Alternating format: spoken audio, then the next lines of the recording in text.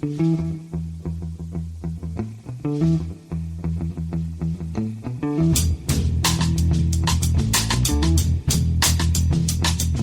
and welcome to The Price of Football, the show that looks at the money behind the beautiful game and is so happy that some of you will be watching actual football on Saturday. I'm Kevin Day, he's Liverpool University's Kieran Maguire. Kieran, did you get a ticket in the ballot for Brighton's game, or were you one of the lucky ones? No, I missed out. Oh, no. I'm pretty gutted. Yeah, I was.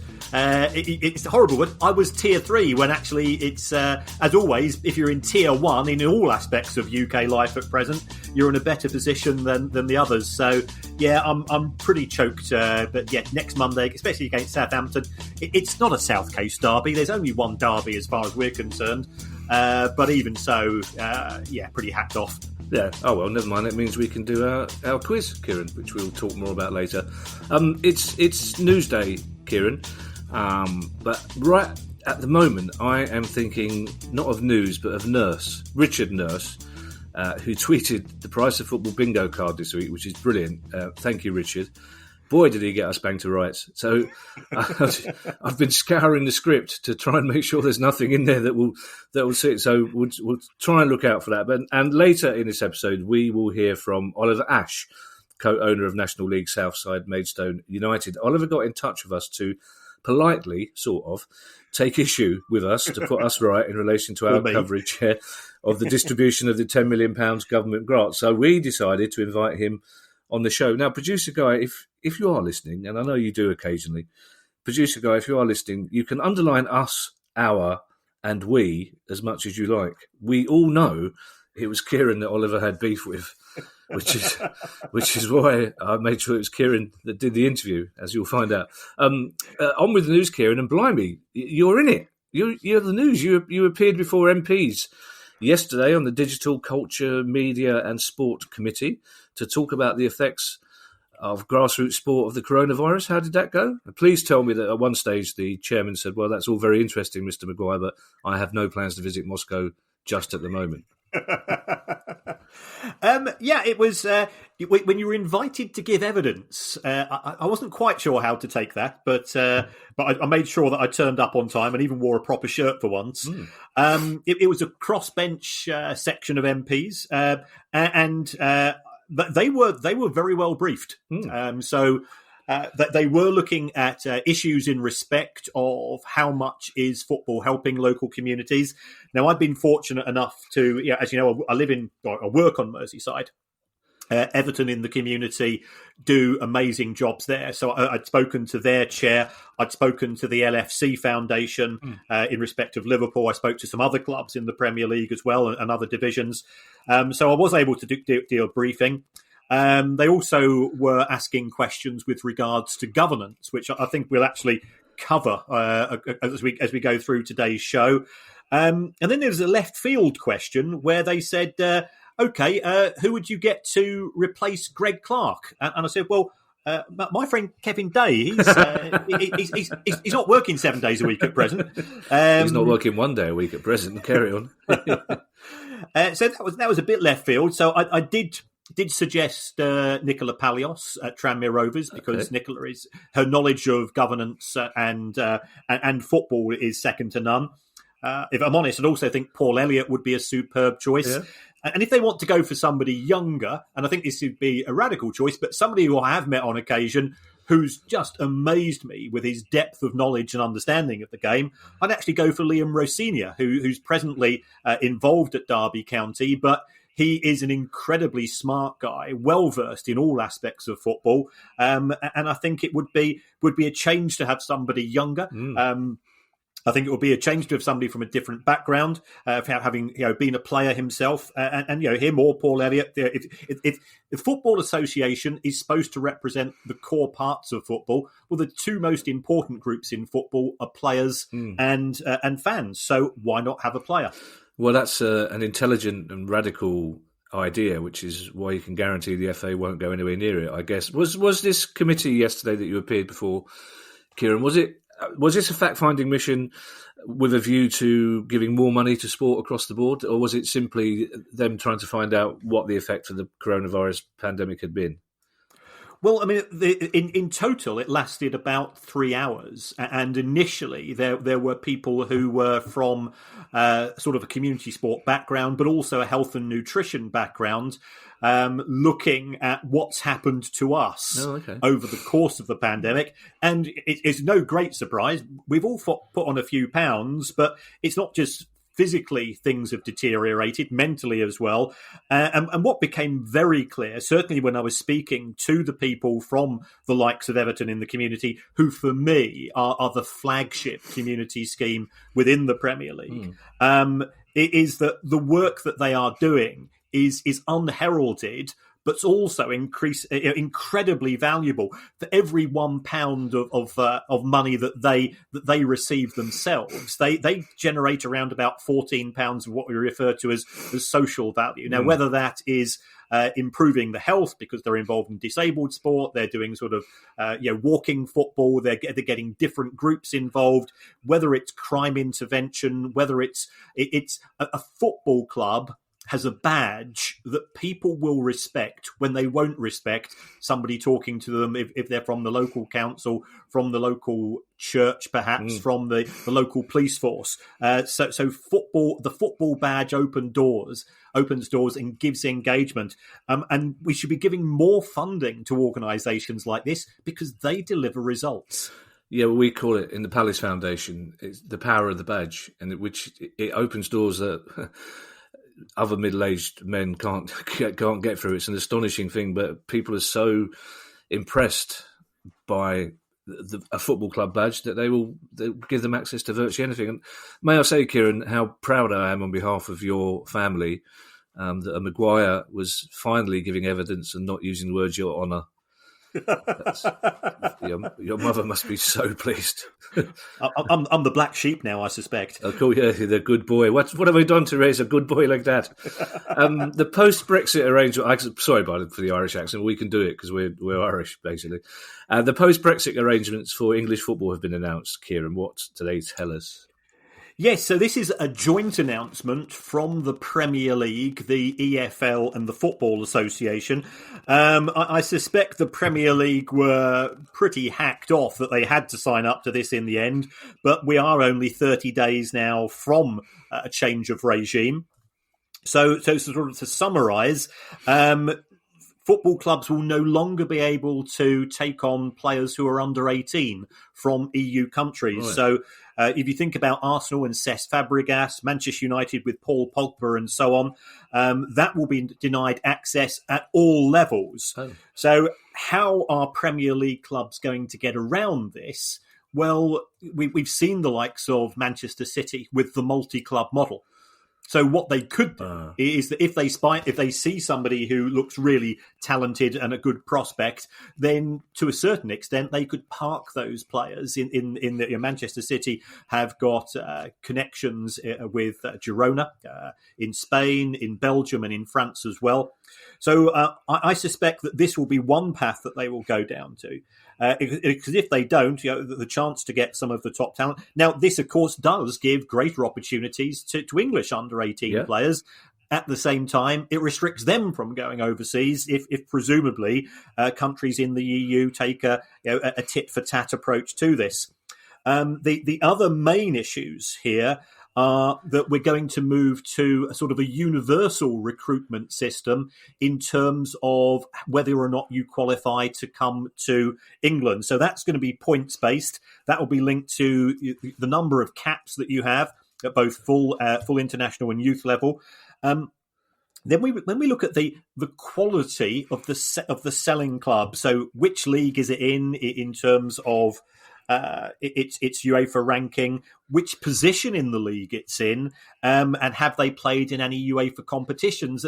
And this seems a little bit clunky to me, because if you are a very good player in a very poor team, it's going to restrict your ability to come to England, to be snapped up. And we've seen clubs such as Brentford who've been superb at recruiting players from Europe on this basis. It'll also be linked to the number of first team minutes that you've had. So that's the second issue. And the third issue, and again, this is potentially good for younger England players is that clubs will be allowed to recruit no more than 3 players who are under 21 from the EU in a single season, and no more than 6 in total. So, at present, if you look at clubs such as Chelsea, they have huge numbers of players from overseas. That's going to leave a gap. Now, how that gap is going to be filled, it could be that those players are recruited from overseas non-EU countries. Equally, it could give opportunities to young English players as well. This announcement, and Scottish, of course. This and Welsh, and Northern Irish. This announcement, Kieran, comes very close to the date of Brexit. Does that imply that it's been thrown together at the last minute, or that they've actually been working on it for several years? No, they have been working on it since Brexit was first announced, in conjunction with the Home Office. Now, the Home Office's approach has wavered at times, but it does seem to have taken a harder line in recent months. And therefore, I think that the 3 English football authorities, the Premier League was most keen to have the most relaxed rules, and the FA wanted the harshest rules. Right. So this is what they finally arrived at. I think the FA will be a lot happier with this than the Premier League itself. Okay. As we mentioned, Kieran, the good news is for some of us that we're coming out of lockdown 2, or we've just come out of it today. Some fans will be returning to football grounds, but some fans will be paying a lot of money for the privilege, Kieran, won't they? Yes, so we've had the announcements from some clubs. Chelsea are charging £75, Holy Mary. Or if you want a cheap seat, it's 40. So presumably that will be behind the goal, and the 75 will be around about the halfway line. So that's pretty steep. Spurs are charging £66.75, so that's 65 quid plus a £1.75 organisation fee. What? Yeah, which seems daft to me, because you can't pay cash on the day. It's a bit like how you get screwed over by the likes of Ticketmaster if you want a ticket for Glastonbury or British Summertime in the Hyde Park or things of that nature. My team, Brighton, we're charging £28 or 40. Although kids can get in for as little as £4.50 if they were quick enough. Liverpool are charging just over 40 quid. So there's a huge range of prices, but it does seem to me that the clubs in London are charging a very high London premium. So how are things at Palace? Well, you won't be surprised to learn, Kieran, that officially we find out tomorrow who's in the ballot. And although, to be fair, the way we played the last 2 games, I wouldn't be unhappy if I wasn't. But that's not true. We'll find out tomorrow how much the prices are. I suspect they'll be at the Brighton end rather than the Chelsea Spurs. I mean, Steve Parish has made very public the fact that he's aware of how badly Croydon has been hit, and already poor Borough has been hit very badly by the pandemic. So I don't think Steve Parish will be taking advantage of the fact that people are desperate to get in. Well, I hope he won't anyway, please God. But I'll answer that question for you on Sunday, Kieran, to be honest. But I just think, again, Chelsea and Tottenham, they can't seem to help themselves. Just as a PR thing for the first game back, you'd think they'd be saying, "Look, you're probably not going to be sitting where your season ticket is. We'll try and get you to sit with friends if possible. We won't charge you the full whack for this experience, because it's not going to be the same. They're charging the full price for the full experience, and it won't be the full experience. So everyone will be delighted to get back into football grounds, but they will be going through protocols that they're not used to, and it won't be as much fun. And therefore, I think clubs shouldn't be charging the full whack. It sits badly with me, and I hope to be able to report that Palace are not doing that. Celtic and Rangers, Kieran. Celtic and Rangers are having very different results on the pitch, but both have just published their latest financial results. How are they getting on? Sorry, that's a bit one show, that intro, wasn't it? It's like the old firm, Kieran. How are the old firm doing? Are their accounts holding firm? Oh, very good. No. Well, they've both made losses, but that's not surprising in the pandemic world. Celtic's business model is that they try to sell one player a year, and they offset their losses. They cover their losses through that, and they did that through the sale of Kieran Tierney. But the gap in between the two clubs has narrowed spectacularly. So 2 years ago, Celtic were generating £69 million more than Rangers. So that was nearly 3 times as much in 2018. That gap has dropped from £69 million to £11 million. That's a huge, and potentially, if Rangers do have a good Europa League this summer, they could overtake Celtic, which nobody thought was possible a few years ago. The wage gap has dropped. The transfer spend has sort of got a lot closer. Celtic are having to spend more money, but so what we've seen with Rangers is that they've not sold any players at a profit for a fair while, in terms of sort of making a decent deal.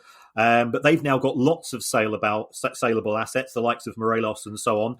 So their business model could now sort of replicate that of Celtic. So there is genuine competition, I feel, at the top of Scottish football. In my observation, Celtic are a bit like the UK motorcycle industry in sort of in the 50s and 60s, where they had a monopoly. They didn't really feel that they had to do very much, and they became complacent, and that's why we saw the death of the UK motorcycle industry. As soon as the Japanese companies came in, everybody realised that they were quicker, more reliable, more fun to ride on occasions as well, and they just destroyed the market. So Celtic, I think they've taken their eye off the ball, and they're now paying a price.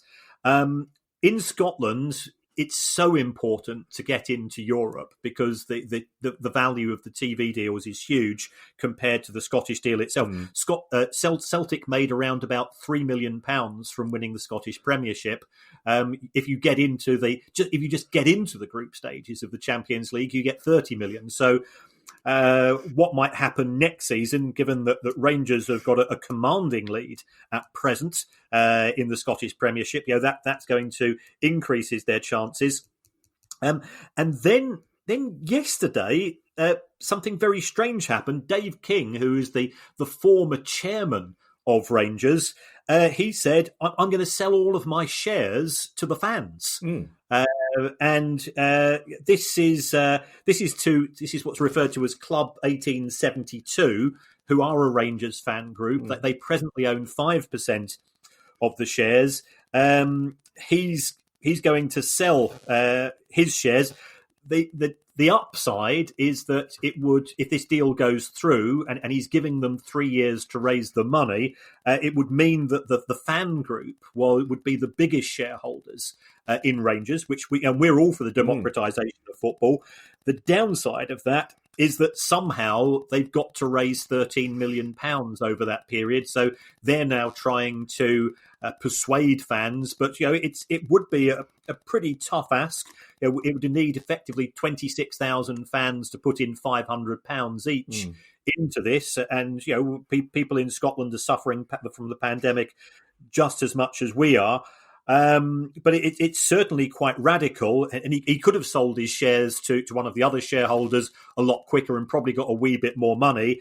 But Dave King said that Scottish football, or rather, what happened at Rangers when he first arrived, where it was a complete bun fight at board level. He doesn't want that to go through again, and he wants fan representation there to try to keep the other directors in check. So, intriguing times.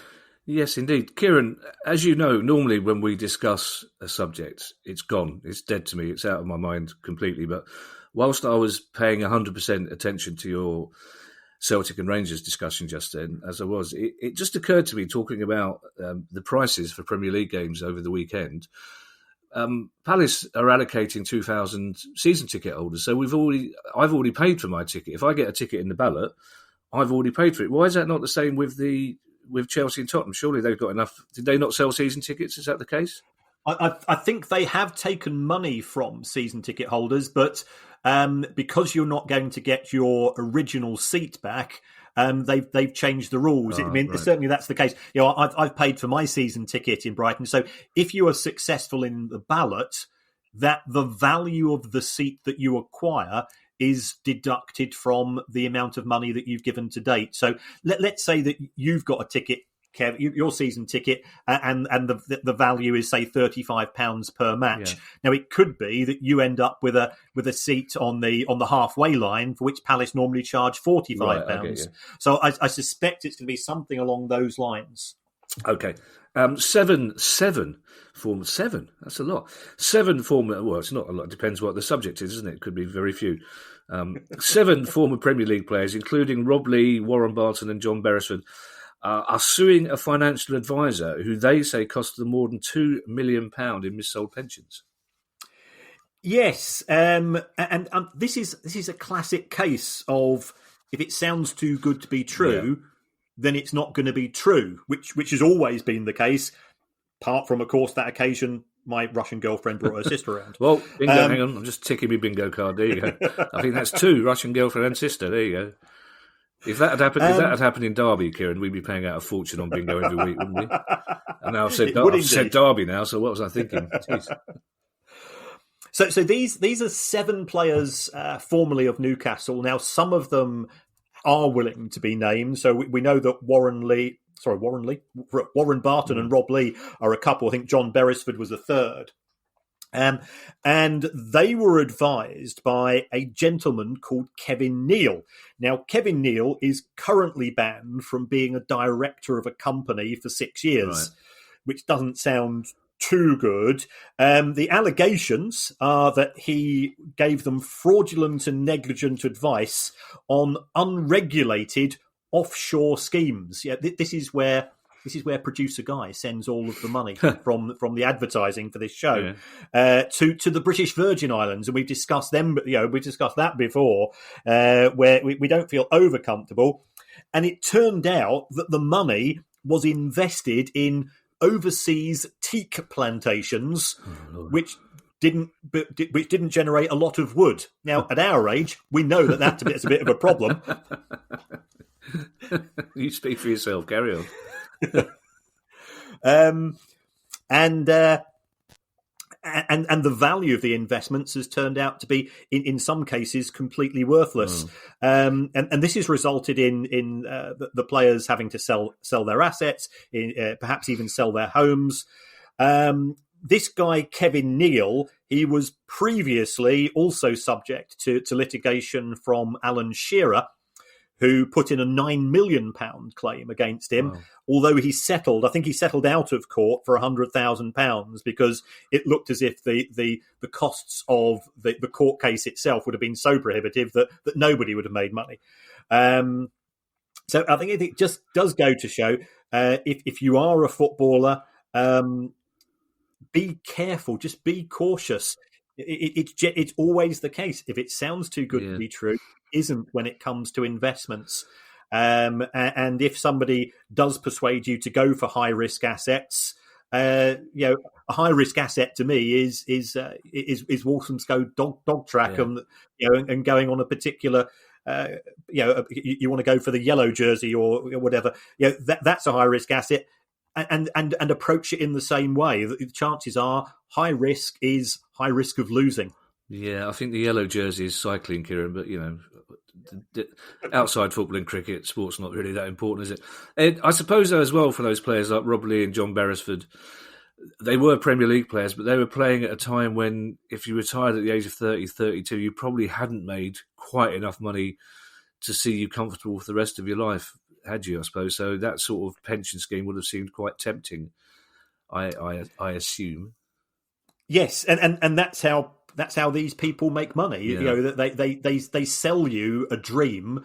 And if you offer people Xanadu and you deliver them Croydon, then they're not going to be happy. Yeah, I'll let that pass. This story, Kieran, perhaps unsurprisingly, hasn't been given quite the headline treatment it should have been. But Manchester United could be fined $15 million if they give in to the demands of hackers who are allegedly holding the club to ransom by threatening to leak highly sensitive information, which I presume would be the database of fans. My first question on this, Kieran, why could they be fined $15 million? Well, the reason for that is that Manchester United Football Club PLC has its shares traded on the New York Stock Exchange. Now, one of the rules of the New York Stock Exchange is that they are opposed to the payment of what's known as ransomware, where a group of hackers, cracks their way into a system and then holds the company to ransom. We've seen this with the NHS. Yeah. We've seen this with American hospitals and many other institutions, and what they do is they say, well, if you pay us money, then we will give you your email systems back, your systems back. Apparently, and I only found this by doing a bit of research, this did actually happen earlier to an EFL club. Which ended up, it crippled the systems of the club. It wasn't able to sell tickets because you didn't have access to the database for fans. Oh, right. So there were things of this nature, and apparently that the hackers demanded payment in bitcoins because, of course, that's untraceable. Oh, right. Okay. And that was around about £300,000. Now, by all accounts, Manchester United, a far bigger operation. It's alleged that the hackers are based in Eastern Europe, and they have access to things such as Manchester United scouting system and their top picks for transfers over the next couple of windows, which you wouldn't want to get leaked. And people might be aware that there was an issue between Liverpool and Manchester City a few years ago, where it appeared that the passwords for Manchester City's scouting system software ended up somewhere on Merseyside, and I believe that Liverpool Football Club paid some form of recompense to Manchester City at the time. So that's why those two clubs don't always get on at all levels. I mean, they get on at manager level, but there is a bit of hostility in respect of that. But it's a classic phishing example, and we're getting it every day. I don't know about you, but I had 2 phone calls today from various people claiming that there was a problem with my PAYE number, and they claimed to be from the HMRC and things of this nature, and it's happening increasingly often. I shall look out for that. If somebody from Crystal Palace phones up and says they've got a season ticket for me, I shall take no notice. Talking of Manchester United and highly sensitive information, Ryan Giggs Limited made a profit of 1.3 million in 2019. That intro will never make the edit. But yes, so Ryan Giggs trousered. No, I shouldn't say trousered in with Ryan Giggs, should I? That probably won't make the edit either. Ryan Giggs made a profit of £1.3 million in 2019. That's not bad, is it? It's not bad, but there's some other sort of snippets in it. Ryan Giggs Limited also lent to a £1.8 million to somebody called Ryan Giggs interest free. Hang on, so is that to Ryan Giggs hyphen interest free or to Ryan Giggs interest free? To Ryan Giggs interest free. Oh, okay, yes. Right. So I thought, well, what are the tax consequences for this? And for that, I always go to my good friend Ian Goodwin, who is my tax guru, and he said HMRC won't be over-impressed by that unless he repays the loan. Yeah. So he could have to go and pay up to £585,000 on that loan. He might have to pay national insurance as well. But we are seeing more and more of this. So Marcus Rashford, for example, he's the director of a company called MUCS Enterprises Limited. He's also taken out an interest-free loan from that company. Right. And then, as you know, I like a bit of small print in a set of accounts, Kevin. Indeed. And there was a bit right at the very end of the accounts of Ryan Giggs Limited where it looked at the investments of the company, and it said that as a result of COVID, the value of those investments had fallen by £180,000 in 2020. I thought, well, you don't wish that upon anybody. And it then said, that's a 2% fall. So got out the calculator. So the total value of the investments held by Ryan Giggs Limited is £9 million. Crikey. That's a good night out. Yeah, even for Ryan Giggs, that's a good night out. Yeah. Yes. Swindon fans are calling for clarity from Chairman Lee Power after 2 High Court cases cast doubt over who actually owns the club. Is this a similar situation to Charlton? No, this is very weird in the sense that this relates to a former player who is now Gareth Barry's agent called Michael Standing. And he was at Villa with Gareth Barry, and then he sort of moved on in terms of a career. So he became Gareth Barry's agent. And he's claiming that he owns a significant part of Swindon Town. And the problem here is that the Swindon owner, Lee Power, is trying to sell the club.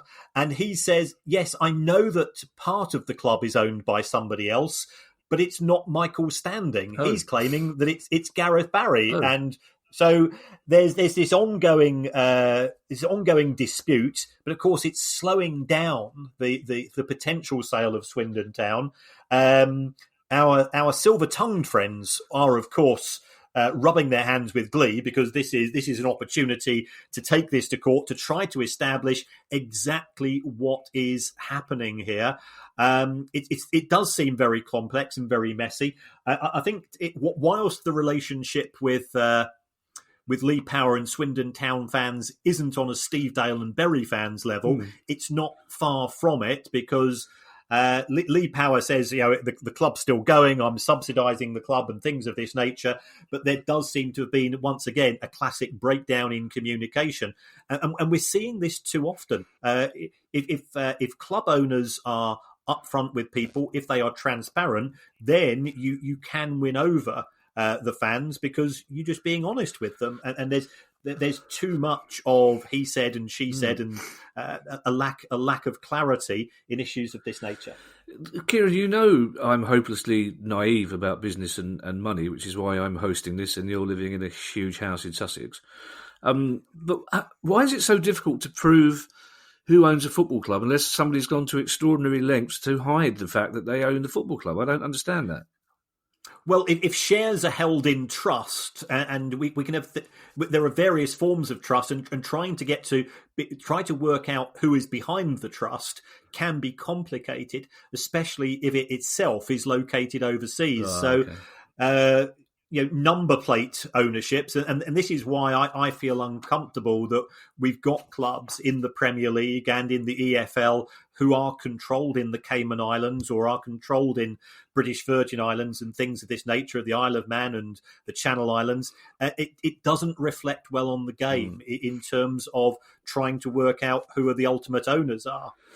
All right, to Spain now, Kieran. A couple of stories from there. Barcelona's players have agreed to a wage cut, a quite substantial one as well, by the look of it. It looks like it's going to be around about 40%. We're talking hundreds of millions of euros in total, and they've already taken a wage cut in 29-20. It looks as if all of the clubs in La Liga have agreed to what they call their squad cost caps. And I sort of did a bit more delving into this. And what happens is at the start of the season, the clubs agree how much they're going to spend in total on wages and transfers. Now, the one thing that we've seen in Spain this summer is that nobody is signing players. So, clearly this is linked to the problems that they've had. The Spanish TV deal isn't as lucrative as that as the Premier League. We know that Barcelona and Real Madrid make huge sums of money, not just from hosting matches, because they've got those very large stadiums, but they also, of course, have the museums. They also have the stadium tours and all of those things. So they've really been chopped off at the knees in terms of their ability to generate revenue. And by all accounts, the players are going along with this because I think the contracts in Spanish football are significantly different to those of the UK. If an English club, if a Premier League club said to a player, we're going to unilaterally put through a 30% pay cut, the player could legitimately say, well, in which case I'm off ski. Yeah, and Atletico Madrid's debt is now just short of €1 billion. Yeah, this is scary. They announced huge losses, total debts 999 million euros. They're going to lose money this year as well, so those debts are going to increase. And I suspect that they're going to have to be in negotiations with their creditors. Some of these creditors are banks, some of them will be other football clubs. And my big fear in football is a potential domino effect. If we get one or two clubs who don't pay outstanding instalments on transfer fees, it could ripple through the whole of European football. Now, we're coming up for our interview, but there will be people listening to this who go, hang on a second, Kieran said there are going to be some stories about governance. Where's our stories about governance? Well, your patience has been rewarded, my friends. For those of you who are hopping from foot to foot, waiting for the governance stories, although Wade be listening to this standing up, I don't know. Stacey Cartwright, who was leading the search for a new FA chairperson, has quit, possibly because she heard your lunatic suggestions yesterday, Kieran. Well, very possible. Yes, Stacey Cartwright was part of a 6-person panel who were due to replace the FA chair. And clearly, I've made my own suggestions here. And she also had the casting vote. So if it was a 3-3, she would have made that casting vote.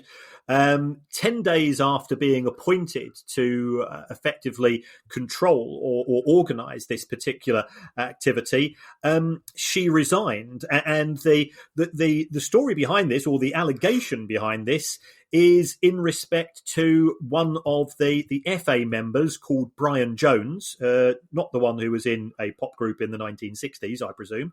Well, him being dead would probably put paid to that scenario. Well, if we're talking to people on the FA, Kevin, you're never too sure. Fair point. But this is actually a pretty disgusting story. This guy, Brian Jones, he put up on social media, people who eat pork pies are less likely to blow themselves up. Wow. And that's a pretty offensive comment. Absolutely. Now, I suspect he's not talking about vegetarians here. Fair point. Yeah, of course. No, obviously not. No. So so we're talking and I've got friends of all races and religions, and plenty of them don't eat particular foods. So it's a foul thing to say. Yeah, it's grossly offensive. And at the time, he was effectively struck off by the FA in terms of his rights, but they've just restored his ticketing and hospitality rights as an FA individual. Now, given what we've just seen with Greg Clark, given what I don't know whether you've seen the Anton Ferdinand programme on BBC, which I thought was pretty enlightening. And there were things there which I weren't aware of. The FA hasn't come out of this looking too good, and the FA is now saying, "Oh well, Stacey resigned due to work commitments," and don't take us for idiots. Yeah. So. What's going to happen is the FA are now going to find a new and Stacey Cartwright was an independent director at the FA. You've heard me mention on more than one occasion that I was disappointed that the EFL rejected the recommendations that the EFL have 3 independent directors. Yeah. Football authorities do not like scrutiny from outside. And this is another slap in the face, I think, for us as fans. We're not being treated with as if we've got any common sense with regard to this in terms of what's come out, but also it just is further evidence of the total insensitivity of people at the FA. Yeah, absolutely. And we've got plenty of evidence of that. Maybe we should just put the FA on the Wrong'uns podcast as a whole. I'm aware that we are up against it time-wise, Kieran, and we've still got that Oliver Ash intro to come. So I'm going to mention this story and then defer it in more detail for Monday's Questions Pod, because it's a story that we need to talk about, but we don't have time to do it justice now. But basically, 2 more high-profile administrators, Sepp Blatter and Michel Platini, and he couldn't get much higher profile than that, are facing charges of fraud from Swiss federal prosecutors, and somehow, Kieran, I don't know why, but you put the word Swiss in front of something, it sounds more sinister, like Army Knife and Ramble. Yeah, well, I mean, this has been rumbling along. Yeah. Clearly, they've both been up on charges before, but this is, but just to very quickly summarise, it's to do with fraud, mismanagement, misappropriation, and forgery of documents. So, Sepp Blatter likes to promote himself as a twinkly-eyed old uncle of football, but when you hear about things of this nature, and his relationship with Platini and some unusual payments historically, that doesn't reflect very well on anyone. Yeah, well, we will talk about more in detail on Monday. We'll also talk more as well, because the new Champions League format has been unveiled today, but I'm going to take a couple of days to wrestle, because my initial look at it, as when you referred me to it, so I kind of went cross-eyed trying to work it out. So, again, we haven't quite got time to do that justice, but we will do when we meet again on Monday, Kieran, if that's okay. Yeah, splendid. Is that, you sure? Absolutely. All right, I can't see your face because sometimes I say, if Ali's in a different room, I go, "Is that okay?" She'll go, "Yeah," and without seeing her face, I don't know if it's true. In recent weeks, Kieran, we have talked a lot about the distribution of the government grant to National League teams, and talked to Ben Clasper, chair of Dulwich Hamlet, and Jeff Banks, director of Chester FC.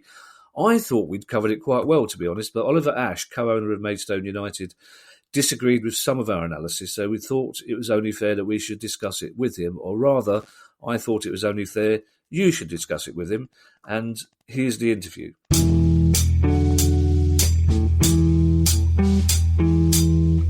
Oliver, thanks very much for coming on the show. You're welcome. Pleasure to be here. I think we're slightly on your naughty step, Oliver, in respect of the way that we covered the government's £10 million support package for the National League, and more importantly than that, the way that the money is being split. It's the cut of the cake that's important. You felt that our analysis didn't quite hit the spot, so we thought it'd be great to get you on the show, and you kindly said yes. Most of what you said, or most of what you wanted to clarify, centred around the things the National League has claimed to have happened, but you say they didn't. So could you just sort of set us straight on those issues? Yeah, with pleasure. I mean, I don't have a naughty step anymore because the kids are teenagers, but you wouldn't be on it anyway. And yes, there were a number of things. I think because as I said, your pod is so avidly listened to by so many people who are influential in football. It was important that certain things I felt weren't quite right in this subject were put right, and there's a number of different things really, and because you cover an awful lot of subjects, and this is just one small subject in the big pool. It's not surprising that some of the detail, and it's very fast changing. We've had an awful lot of exchange of emails. There's been discussions, and the situation with the National League has gone so fast that things are changing all the time. But if maybe I could just refer to one or two things that were said. When you said that there's no chance of an independent review panel changing the distribution which the National League decided on, I think there is. The National League finally did agree to refer the distribution to a panel. We were concerned it should be independent. I'm comfortable that the panel is independent, and that there's every chance that, given the nature of the members of that panel, who are all quality people, that they will take a common sense and fair view of it and make a change which will help the clubs that are in financial difficulty now because of the distribution decision. There's a lot of detail to it. They did hold a Zoom meeting, but they said, you said that nobody attended it. We did actually attend it. The National League said that it was only members of North and South that attended it. That's true, but it doesn't mean that there aren't some 15 clubs who have put their names to the objection and the criticism, and many of those clubs are in the national division. The National League said that the model adopted did take into account attendances and lost gate receipts. They didn't really, and that was what the government had said. They would provide funds to compensate our lost gate receipts. It's a key element. And the National League decided twice, really, because when they thought about it again, they decided to maintain their position to arbitrarily do a division that wasn't based on lost gate receipts. And we'd been promised that it would be. So many of our clubs now are in financial shortfall as a result. And we haven't yet, despite many requests, been given an explanation for why the National League chose a distribution decision which gives some clubs 5 or 6 times as much in compensation per absent spectator as other clubs. So that's quite an important thing. 9 clubs against the distribution, does that mean 50 odd clubs in favour?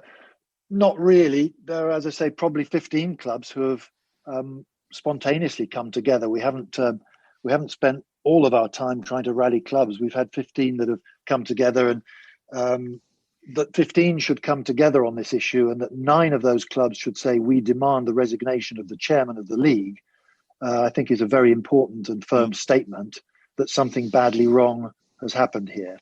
Then another thing that I think you mentioned was that the distribution model would have had to be approved by the National Lottery. That's not, in fact, the case. The National Lottery, as same as the FA, both of them said that they delegated that decision completely to the National League, and they didn't want to be involved in that decision. It was up to the National League. So it's not. It was ultimately approved, but they didn't look through it. They just assumed the National League knew what they were doing and had done a sensible distribution. And attendance isn't the only reason money is distributed historically. Now that's absolutely right. The National League has a distribution system which is consistent with the Football League, where the top division gets more than the bottom divisions.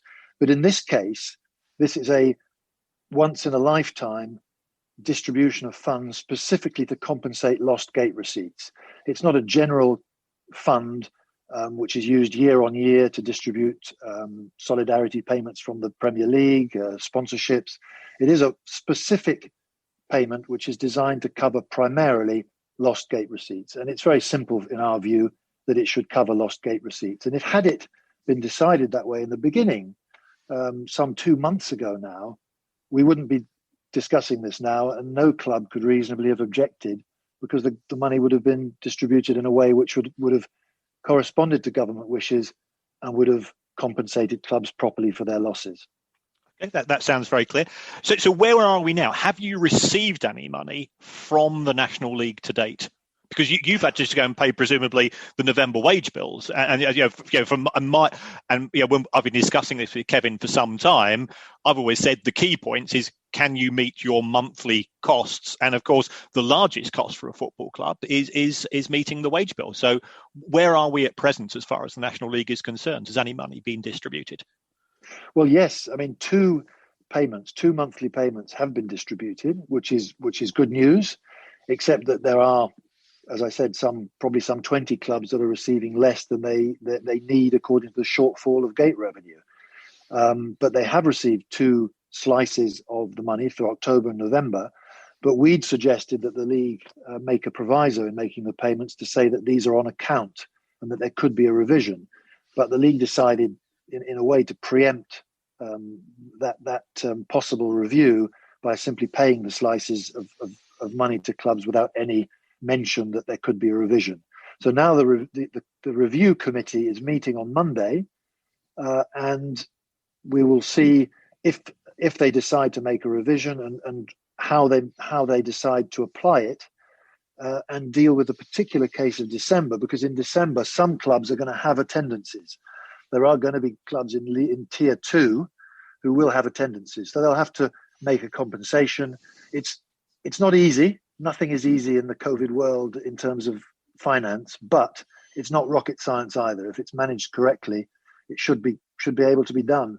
And then that leads me on just to say, had the National League Board accepted the advice of their executive back in early October, they would have adopted a different model, and we wouldn't be here discussing it. That the executive came up with a model that did respect gate receipts, but for some reason the board refused to listen to that and adopted a completely different model. Right. So do you think there's been an element of self-interest from the board in the way that they designed the model? Well, I have to be careful what I say here, but I would say that there are, if you look through the league rule book, and I believe that's the sort of thing that you would do quite avidly, you'll find, as I did, that there is an Article 23 which describes conflict of interest as it applies to many companies and organisations, and very simply, it prevents the board deciding matters where their clubs have an interest in the outcome. And despite what the National League said in their long letter to the non-league paper, really criticising the non-league paper for having written the article they did on the subject, there is a clear conflict of interest in this case.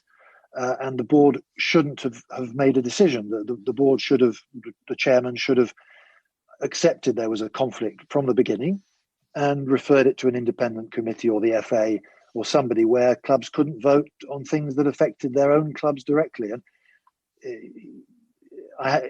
one of the directors of the board even went public on radio, on BBC, right after the distribution decision was made, to say that as far as he was concerned, the board hadn't made the decision, hadn't approved the decision, and couldn't have approved the decision because there was a conflict of interest and they couldn't have made the decision, which goes against the fact that the chairman and the vice chairman made it quite clear the board had decided. So not only was there conflict of interest, but there seems to be confusion amongst board members as to actually what was voted on and what wasn't. Right, so clarity, and we are very keen, as you're probably aware on the show. We think transparency and governance are cornerstones to having faith in football. So clearly, from what you're saying, that you're not comfortable with that at present. What would be a fair distribution from your point of view? Should there be any element of National League versus the National League North and South, or would you be happiest with purely a basis on lost gate receipts, because ultimately the money from the lottery fund is there to replace those particular income streams? Well, yes, it comes back to lost gate receipts, and if you do the calculation for lost gate receipts or an estimate, because nothing's going to be 100%, but even if you get to 80%, it's better than the current arrangement, which is probably 10%. The National League clubs, on average, will have higher admission prices than North and South. So it's quite logical that in the end, the distribution of money will be something along the lines of 40, 30, 30, because there are higher prices. Yep. So, and the National League executive, in the model that they described to me 6 or 8 weeks ago when we were discussing this, was one where there would be a base figure for each club, and then the rest would be done on attendances. So there are a number of possible models which probably give similar outcomes and which base themselves on lost gate receipts. It's not rocket science to base the calculation on lost gate receipts. That's what the government intended, and that's what should happen. As I say, that no club really could complain about that. If there are cases thereafter of clubs having hardship, perhaps the National League could keep some back, keep some element of its funding back, and have a hardship fund to help clubs that can claim they've got specific issues. If a club has received compensation for gate receipts but suddenly finds it has to replace 2 floodlights that have fallen down, there may be a case for helping them. I mean, each club has its own problems, has its own sources of funding. Some clubs may have a benefactor that can't pay money because its business is struggling. Some clubs have a 3G pitch to replace next season. I'm thinking of, for example, of ours. Other clubs may have a problem because they rely heavily on an academy, which is at a standstill, or a bar. Every club's got a problem. And so every club can claim different things. It's impossible to really to make a basis for helping clubs and for this distribution to be done in anything more widely than lost gate receipts. The National League themselves, the executive, said as much in an email to me back in October. They said anything other than National League lost gate receipts would be impossible to put together. It's just impossible to do. They said that themselves, the executive. If only there was somebody in football that loved spreadsheets and doing this type of stuff. I can't think of anybody myself, though, Oliver. I mean, you did actually mention, sort of moving on a little bit, you mentioned that some clubs are coming out of lockdown, they're going to be in Tier 2 and so on. How's that going to affect Maidstone United? Well, sadly, I'm delighted for the clubs that can have fans, and hopefully there'll be some tier one soon. But unfortunately, Kent is a very high COVID region, or there's discrepancies in Kent, very very big discrepancies. But overall, the county has been hit, and we're in tier three, and it looks like it's going to be in tier three for the foreseeable future. So sadly, we have a situation of sort of enduring no fans, and we just have to live with that and try and make ends meet. But it's one reason why the shortfall that we have compared to lost gate receipts, which is something like £25,000 a month, it doesn't sound very much to in the world of mega bucks and Premier League football, but it's a lot of money to us. We try and run a balanced book. We don't have a benefactor. It's absolutely critical. It means that in the first 3 months of this odd season, we're down £75,000 just on gate receipts, let alone all the other losses we have to try and find a way of covering. Absolutely. I mean, I've got to ask this question because I as you know, I monitor company club accounts, and I've looked I've gone down as far as the National League, and eventually, although this may cost me my marriage, I do intend to get to National League North and South. 21 clubs out of 24, according to my calculations, in the National League are losing money. Do you think there's an underlying problem with non-league football? Because surely this is not sustainable on a long-term basis. Well, that's a very good question, isn't it? And it doesn't just apply to non-league football. You look at probably League One and League Two, and you'll find similar numbers. It's just football. I used to say it's a business that has a glamour value. If you try and work out a valuation basis for football clubs, if you can be bothered to do that, which amuses me to some degree, I think you add in there's a premium value attached to clubs, which is a kind of the value that an owner would put on a club that he wouldn't put on a sheet metal business or on a tube of toothpaste business, because there's this glamour. Now, if you go down to the non-league, it seems a bit absurd to think there's any glamour in watching a game with 300 people and a dog watching. But for somebody the benefactor, a local person who's made some money and wants to support his local football club, it may be worth putting in 50,000, 100,000, or in some cases more. And that's what skews the arrangement. So I think football is durably going to have benefactors, and where benefactors hang around for a long time and put money faithfully into a club, I don't think it's the wrong model. I don't have a problem with it. Where there's a problem is where people like your friend Steve Dale of Bury and other people can come in and somehow get round whatever rules there are on fit owners and then ruin a club and kill off a club. And it happens at non-league as well. We've seen examples where that's happened, and it's terribly sad for the club. I mean, our club, we went out of business in 1992. It was a long, long road back. And since Terry Casey and I sort of took over 10 years ago, we made a pledge that we would make sure it was sustainable, and we would invest in the infrastructure and the sort of the bricks and mortar and plastic grass to make sure that we didn't have to invest year on year in the club. The club would tick. And I'm genuinely pleased to say that in every year since, we've made a trading profit, and we hope that this year, despite what's going on with the funding, it will continue. So from a point of view of the model of the league and benefactors, I think that will continue. Should there be a restructuring and a rethinking about the way the National League is structured, my view is there should, and that the National League was set up as the conference in 1979, and since then so much more money has gone into football, and the Premier League, of course, has changed radically the funding and the financing, that the National Division is no longer what it was, a semi-pro boot money type of division. It is now, to all extent and purposes, a professional division, not far off League Two, really. And I believe that the national division should be part of the Football League structure, that the famous old 92 clubs now needs to go to 110, because there are 110, and probably can sustain 110.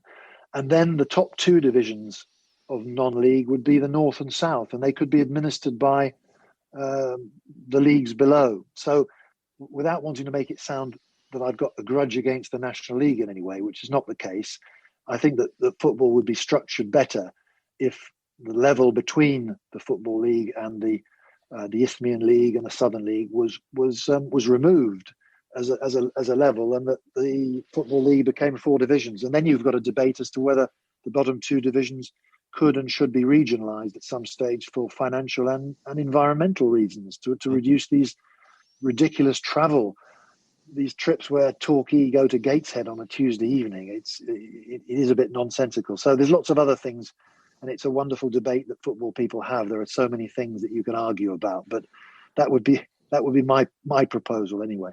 Terrific. I mean, I certainly agree with you. When I do valuations of clubs, the trophy asset factor always comes into play.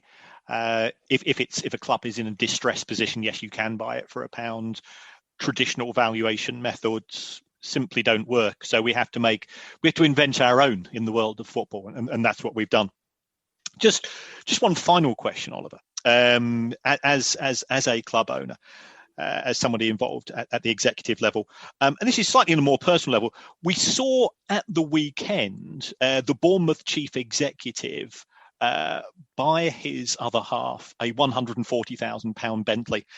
Has that put pressure on you as to what you now have to go and buy your other half for Christmas?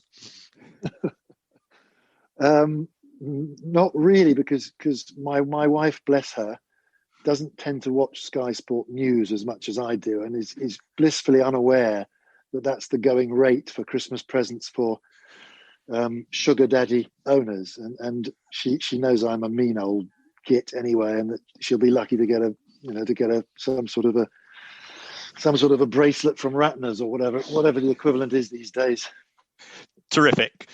Okay, thank you so much, Oliver, for your time, and also for expanding upon the dissent in respect to what's happening in the National League.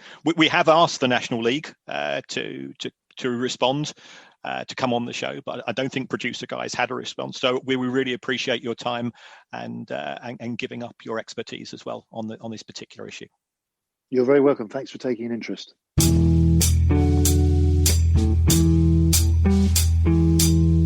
You know what, Kieran? I'm not going to lie. It's all a bit more civilised than I hoped it would be, to be perfectly honest. It's one of those things where it's like, well, I'm not upset with you. It's just the things oh, God, really, I thought you might have to, I thought it was hammer and tongs I was looking for. But it's interesting. I mean, anybody who disagrees with us, that's what we keep saying to Steve Dale and his people. We're nice human beings. I just think it's a civilised thing to do. If you disagree with us, tell us, and we will discuss it. I won't. I'll sulk, because that's how I deal with things, basically. I'm a classic advocate of, well, if you don't know why I'm upset, there's no point continuing this conversation. But we will, by all means, just get in touch with us. If you think you're quick enough to do it when we put cities in the wrong country, so do, and we will talk. So, but it's I mean, he had points to make, but I did genuinely think, Kieran, that we were on not his side necessarily, but that we agreed that the money was being distributed unfairly. So I was a little surprised to hear that he was so convinced that we were wrong. Well, I think all we'd said, we'd been through the response from the National League, and I think his issue wasn't with us, but because we'd actually effectively said, well, this is what the National League have just come out with. Clearly, there are very strong feelings. If you've got 9 clubs in the National League writing and requesting the resignation of Brian Barwick, it is indicative of strong feelings. I just hope that this can be resolved. And as always, we're in the middle of the pandemic. Things have to be done quickly because it looks as if clubs have managed to pay the November wage bills, but it makes it that much more difficult under the present arrangements, which do appear to have significant winners and significant losers in terms of the distribution model. That how are they going to play the December wage bill? Yeah, well, I'm glad we're friends with Oliver anyway. That's the important thing. Now, remember, everybody, that I told you recently about our merchandise shop. Well, amazingly, it is still going. And now there's a brand new product on there. To commemorate Kieran's time, in charge of Blackpool's finest late 20th century nighttime establishment, stickiest carpets on the northwest coast guaranteed, you can now get your very own French's T-shirt. Imagine fishing that out of your sack on Christmas morning, Kieran. We also have shirts with the Baron on the front and the Baroness on the back, although my suggestion that we have the Baroness on the back of the French's T-shirt was apparently met with a very hard stare.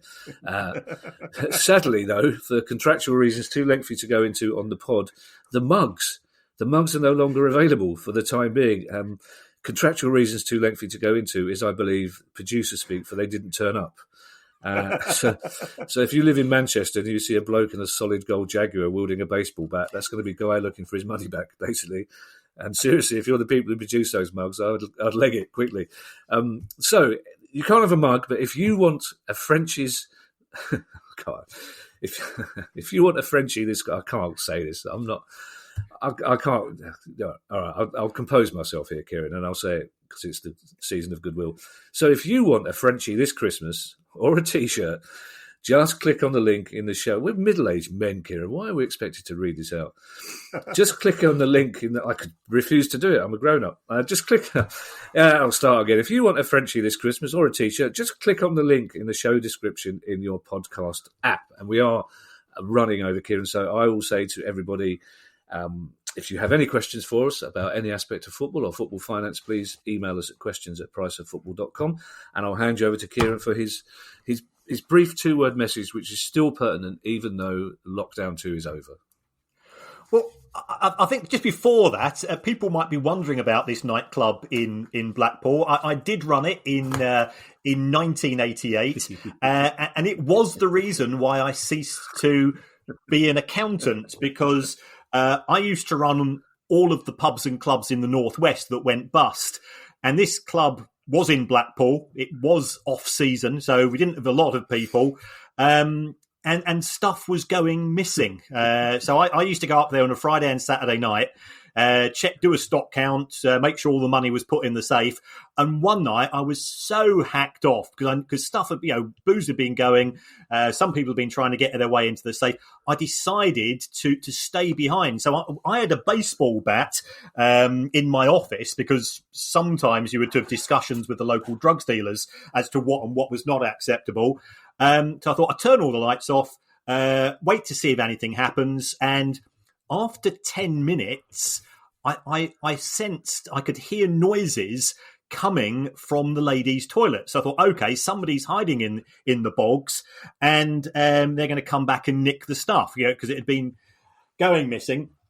So I tooled myself up. I sort of, I'm a tall bloke. I'm a big lad, as you know.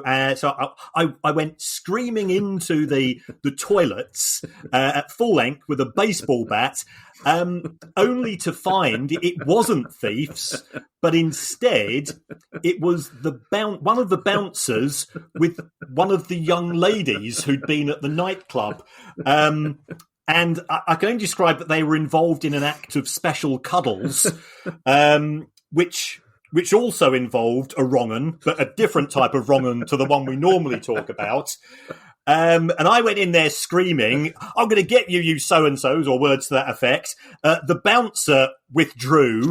The woman, who I think it's fair to say had a few to drink, I can only describe it, she evacuated herself all over his trousers, which were around his ankles. And then he goes, "Oh, fucking hell, you've just got... How am I going to explain this to the wife when I get back home?" And I looked a bit sheepish.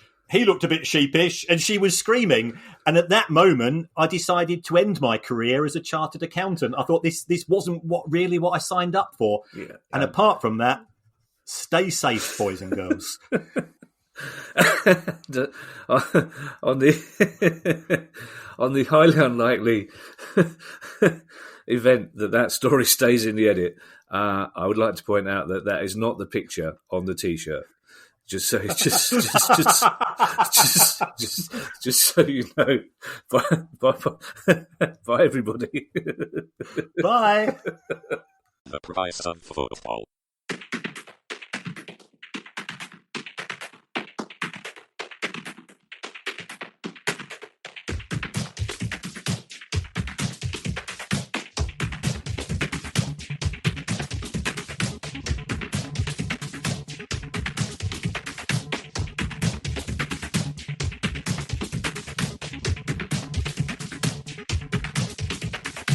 The price of football.